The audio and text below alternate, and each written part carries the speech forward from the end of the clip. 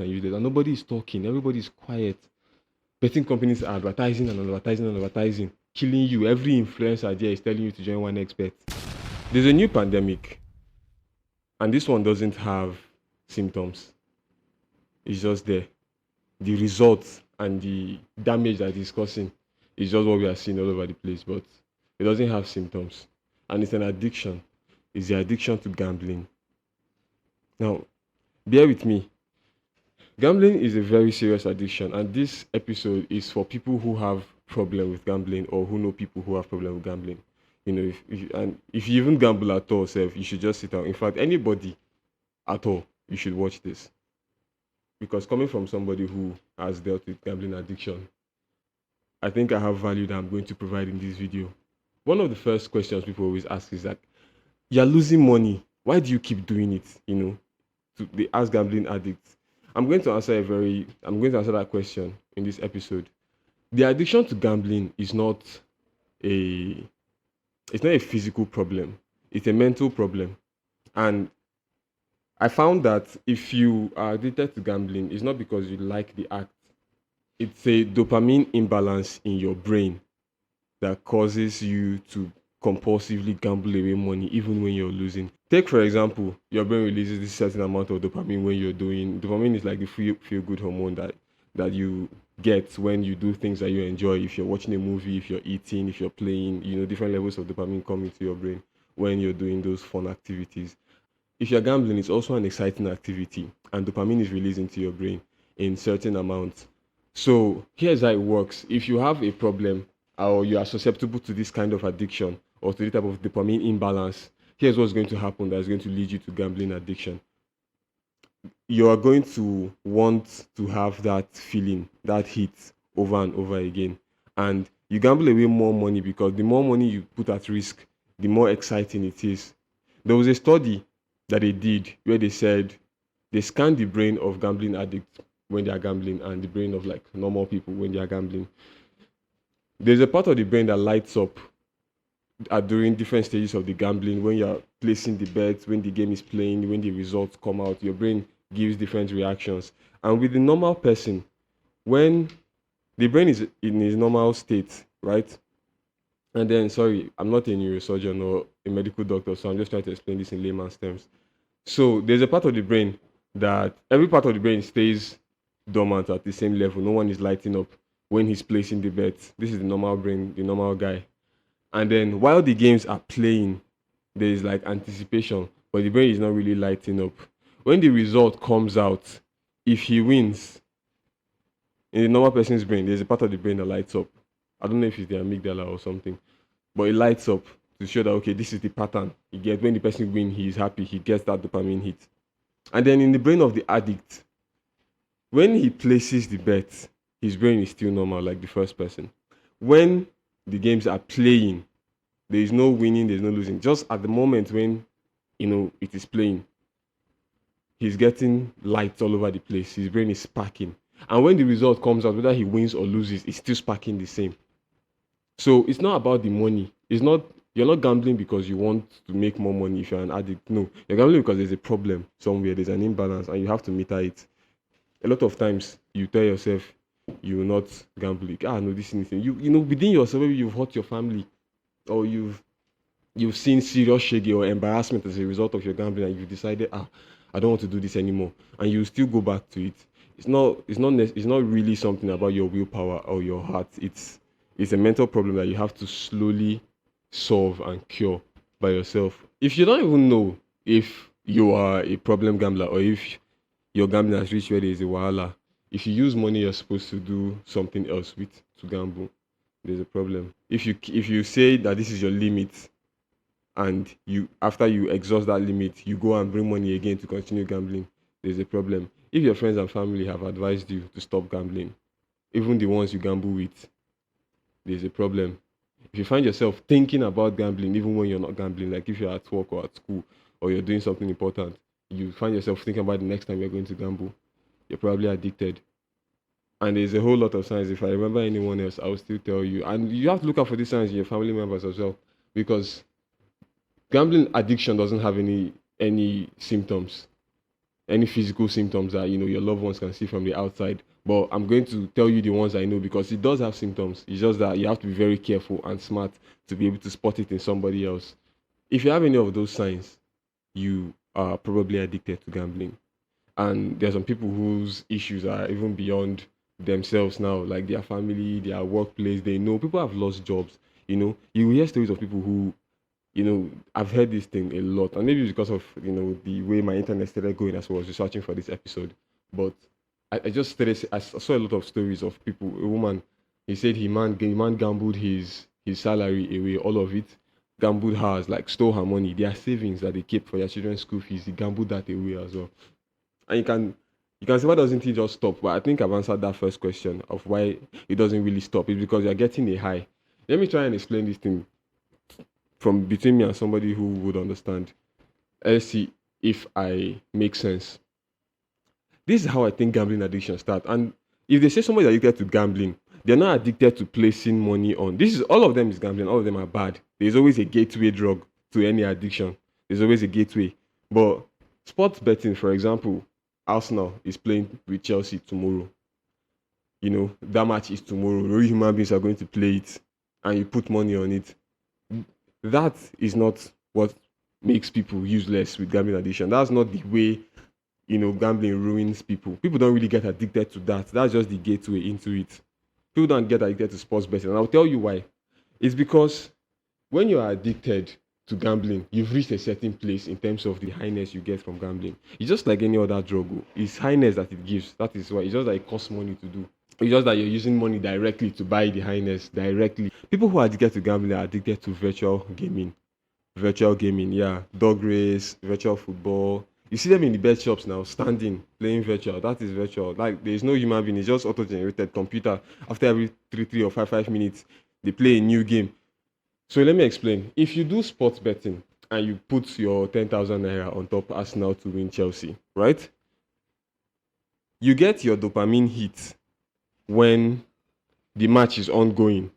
So over the period of 90 minutes, your dopamine, your highness, yeah, is spread over that period. As you're watching that match in anticipation, as you're watching it, that's how it's spread, but it's diluted over 90 minutes. And then when your brain crosses where you are betting for to win money over where you are betting for the pleasure of betting, once your brain crosses over, that 90 minutes game span will not be enticing to you anymore because it's not about the money anymore. It's about the dopamine hit.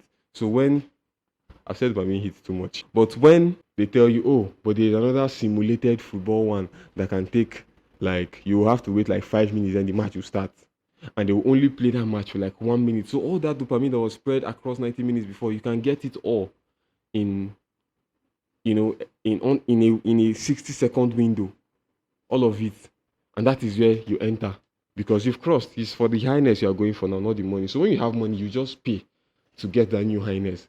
1 minute, it will shock you. But it doesn't have physical symptoms. It's just a brain feel good hormone, and that's it. There's no dragging of the eye or drowsy movement or staggering or anything like that. But here are the signs or the symptoms of gambling that you can look for in your partner or in your child or your friend or anybody. If they always need money, because the addiction takes money directly. If they always need money, especially when the person is supposed to be making more money than, how do I say it? The person is supposed to have this amount of money based on what they are making, but they keep needing more and more money. Like, for example, somebody has a job that pays him 2 million naira per month, but occasionally from time to time he owes you 10,000, 3,000, 4,000, 15K. He will just borrows from you, often. He can pay you today now. He can pay you back your money today, and next tomorrow he needs money again. That same amount or lower. Just,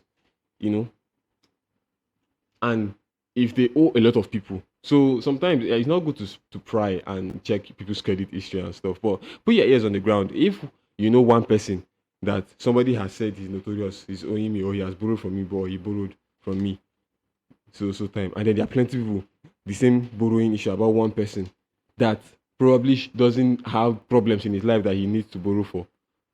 You should start checking that person. If the person gambles at all, If you know anybody in your life now that actually plays bets, check. There's a high chance that they are addicted. Several, I wanted to do this. I wanted to do this before recording, but I didn't get the chance to. I didn't even remember. But I'm going to Google how many Nigerians are addicted to gambling statistically. Many Nigerians are addicted to gambling. Despite most forms of gambling being illegal in Nigeria, substantial amounts are spent on a daily basis. The rate of problem gambling is estimated to be 1 to 8%, with 10 to 50% as risk problem related to gambling. What percentage of Nigerians are gamblers? So 36% of Nigerians are gamblers. 36% of Nigerians are gamblers. So over 70 million Nigerians, over 80 million Nigerians are gamblers.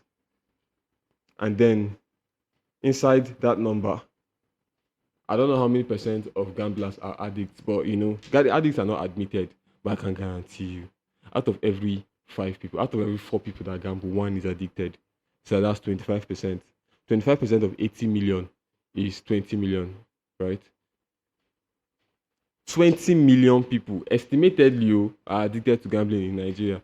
And if that's true, and there is no awareness against gambling addiction, there is no body fighting back against gambling being advertised and thrown in our faces like that, and there are 20 million people suffering from it, then there's a big problem that we have to fix. Another symptom that you can get is if they seem detached from like important things in their life. Somebody's supposed to go to work, but it doesn't come early. Somebody used to come early before, doesn't come early anymore. This man, the honest truth is this thing doesn't have symptoms like that. So really, you have to watch. You have to snoop around. You have to question. You understand? See how they behave around the topic of gambling. See how they behave when you send them this video. See how they react to different things. See how many times they gamble on normal sports like the one I was describing with Arsenal and Chelsea. If they're always playing that one, then there's probably a sign that they're addicted, because those people should gamble once in a while. Like, put money on the game. If it comes, it doesn't come. And one reason not to gamble. So if they're always playing bet every weekend, every weekday, there's a problem there also. This is one of the signs I think I'll give. One thing with gambling, if you're addicted to gambling, please listen. You have to the road back from it. I can tell you categorically, as somebody who has been addicted and has beaten the addiction, there is a roadmap back. You can't just say today I will not gamble again. Tell any, if it's not you, somebody that close to you, you've gambled and you've told yourself, I will not do this again. This is bad for me, and you've still gone back. So this to tell you that you cannot just stand up and say you will not do it again and not do it again. There's a process. There are tips you will need, and I'll be willing to provide those tips. However, in fact, here's how we can do it. The link to my WhatsApp channel is in the description. I'm going to put out tips there, and also communicate other ways. There's the email there. You can send me a DM or on Instagram. If you want to be anonymous, then you should probably use the email. And whatever issues you may have, whatever questions, for free, I would answer all those questions, and I would give my best advice. But here is the road. If I'm going to minimize, I'm going to summarize the road back from a gambling addiction. The first things that you're going to do is to humble yourself. And when I say humble yourself, you really need to understand that it's either you take a few moments of a little bit of shame and humility in your life just to beat this addiction, or you live the rest of your life in this constant shame, because it's inevitable. The reason I say you should humble yourself is that this addiction you found yourself in is the worst one that there is. And I'm not just saying this because it's bad and I've experienced it. It's the worst one that there is statistically. Here are the stats. 25% of gambling addicts eventually kill themselves, or at least suicidal. To be honest, I can't remember exactly how they said it in that documentary. Was it an article? I read it. But 25% of them would say are suicidal. That is the addiction with the highest suicide rate on earth. That's the addiction with the highest suicide rate. And guess what? It has an 10 to 15% recovery rate or is it 10 to 25% recovery rate? It is the lowest, it is the addiction with the lowest recovery rate and the highest mortality rate. That is what you found yourself in now. So when I say humble yourself, you need to understand that you have to go lower, you have to eat grass for you to get out of this problem. So I hope you understand the gravity of the situation you're in. Your life is not normal. That's the thing. And if some people try to manage it, some people try to manage it. I have a friend that works in a bank. I don't know how far, his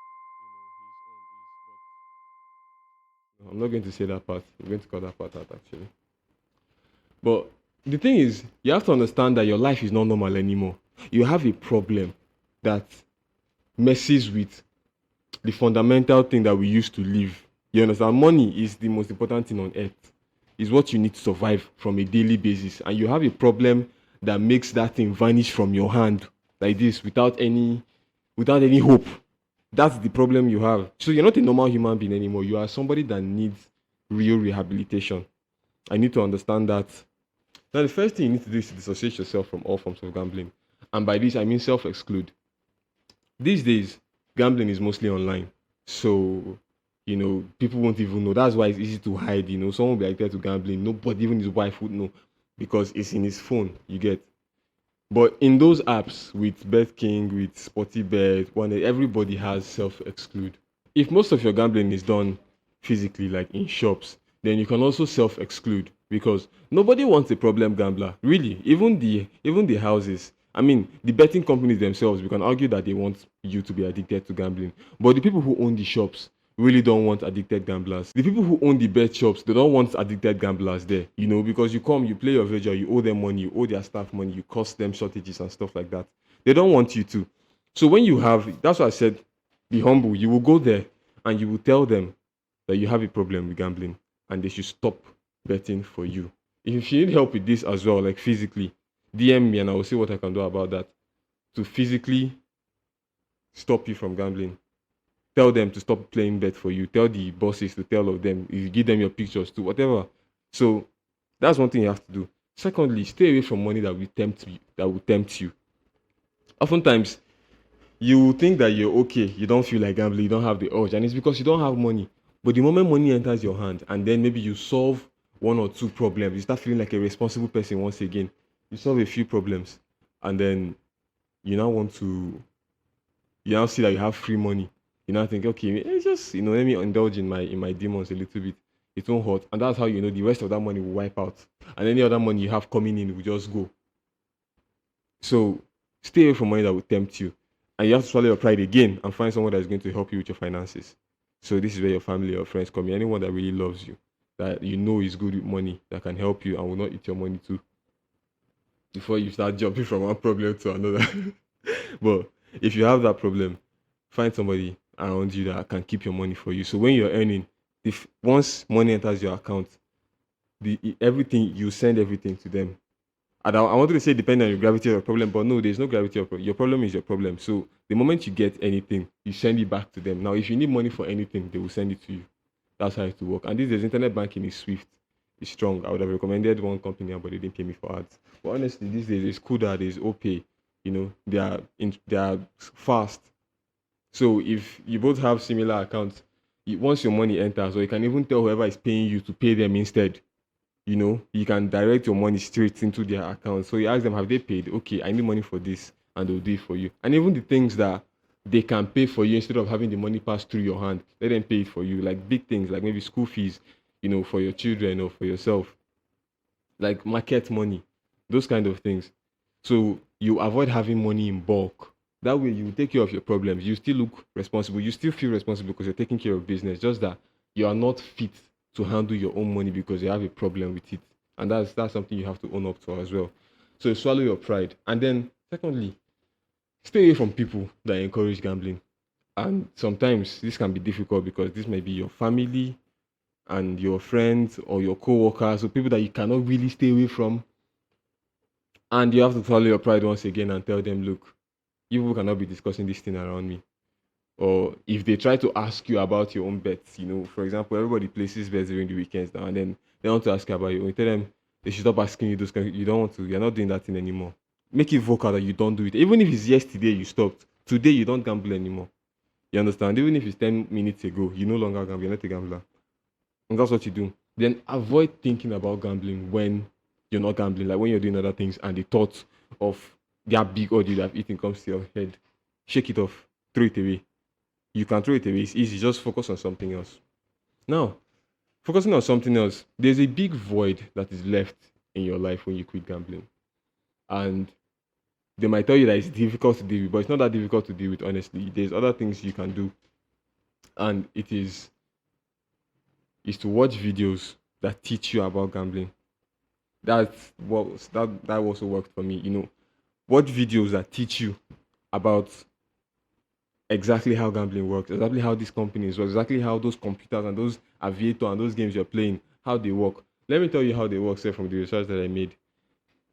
There is with aviator over a 24-hour span, there is a 0.98 percentage return, which means if you play aviator and you stake 100,000 on everything they play, on everything that just seeing how much you win and lose together, at the end of the day you would have lost 0.3%. So if you started with 100k and you're winning, losing, winning, losing, winning, losing, at the end of the day you would have given them 3k. That is it. You understand? So that is the best you can do. That is the best you can financially, from a financial standpoint, in gambling like that. That's the best you can do. You're not going to win money, because if you have a problem with gambling and you bet, and no matter how much you win, you will continue betting until it is finished. It is when, with gambling addict, it is when you really physically can no longer gamble that you leave the house. Yeah, people who have gambled their clothes away, they came back naked. So it gets really tough. But if you're here, then your God has blessed you. Another thing you can do also is to stay around people that are recovering as well, or stay around people that are willing to help you, who are not ashamed to ask you how far, what are you doing on your phone when they see you pressing it. Well, let me give you one tip again. If you have multiple betting accounts, if you have two or more, there's a high chance you're a problem gambler, because you're looking for. Sometimes you can open an account here because you're looking for bonus, but after you've opened like two accounts, you would know that those bonuses are not really what they say they are. They will tell you 300% sign up bonus. The conditions for those bonuses, they will tell you, and this is how most of them work. Even the ones that gives you 1000%, this is what they will tell you. Some ridiculous criteria. They'll say you can only bet on two odds, and which, if you're not a gambler, two odds is like risky games. You can only bet on 6 combined two odds before, that's the only way you can bet this money, on 6 combined. So you have to play 6 risky games before you can use that their bonus. And you will lose all those things and lose it, and the bonus will finish, and your own personal money will finish. But the thing is, they've taken your money. Their bonus was never real. You're never going to win anything with it. But they've taken your money now.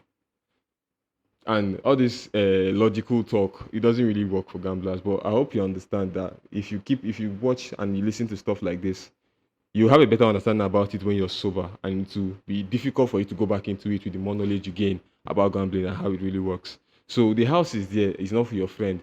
Bet Niger has not how I say it, helped. It has changed some things, but it's just like energy. Abi, is it matter? They say you cannot be destroyed, you cannot be changed from one form to another. So the physical violence that we used to experience before with the youth who were jobless, in terms of kidnapping and armed robbery, that has reduced now because of maybe gambling and internet fraud, is still problems. It's still problems that are being recycled into another form. Because who is going to deal with the millions of addicted young Nigerians, of gambling addicted young Nigerians? Who is going to deal with that problem? Because it's a problem. Oh, kidnapping is not so much of an issue. Armed robbery is not so much of an issue anymore. But then we have people growing up with inability to manage money. People who cannot do anything useful with money for themselves or their family are just growing useless and useless. And nobody is talking. Everybody is quiet. Betting companies are advertising and advertising and advertising, killing you. Every influencer there is telling you to join one expert. Nah. Yeah. And as for the outfit today, I was just looking for an excuse to wear this clothes, to be honest, and I found one. Yeah, I hope you like it. Um, so there's, like I said, if you've got any questions or any help, with your issues with gambling, my DMs are open on all social media platforms. It's Good Living Pod at Good Living Pod on Twitter or X. My WhatsApp channel is in the description where you can get these updates and tips that I'm going to be dropping as I'm thinking about them. Because there's not too many followers there, so the influx I see, I'm going to understand where the majority is coming from. And if you want to send anonymous messages, also email and Instagram also available there. So thank you very much for watching the Good Living Podcast. Good morning, good afternoon, good evening. See you next time. Bye.